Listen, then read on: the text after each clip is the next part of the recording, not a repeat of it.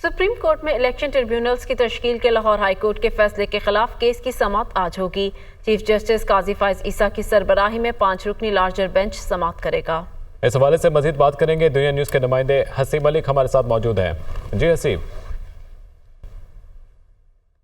देखिए, पंजाब में election tribunals के लाहौर हाई कोर्ट के फैसले के ख़िलाफ़ जो इलेक्शन कमीशन ने अपील दायर की थी उसके ऊपर आज समाअत होने जा रही है। 11:30 बजे समाअत का आगाज़ होगा। अगर केस के बैकग्राउंड के हवाले से बात की जाए तो 14 जून को इलेक्शन कमीशन की जानिब से लाहौर हाई कोर्ट के फैसले के ख़िलाफ़ सुप्रीम कोर्ट से रुजू किया गया था और बेसिक उसमें इस्तदा यही की गई थी कि हाई कोर्ट के पास ये इख्तियार नहीं है कि वो ट्राइब्यूनल्स बनाए और वो जो है इलेक्शन कमीशन के जो इख्तियारात हैं वो इस्तेमाल करे। तो बेसिकली ये जो है इस्तदा की गई थी और ग्राउंड इख्तियार किया गया था और सुप्रीम कोर्ट से रुजू किया गया था। गुज़िश्ता समाअत के हवाले से बात की जाए तो गुज़िश्ता समाअत पर अदालत ने इलेक्शन कमीशन और chief justice Lahore high court को जो है वो मुशावरत के लिए वक्त दिया था और समाअत को मुलतवी कर दिया था। आज एक मरतबा फिर समाअत होने जा रही है। समाअत 11:30 बजे इसका आगाज़ होगा। ओवरऑल अगर बेंच के हवाले से बात की जाए तो ये 5 रुकनी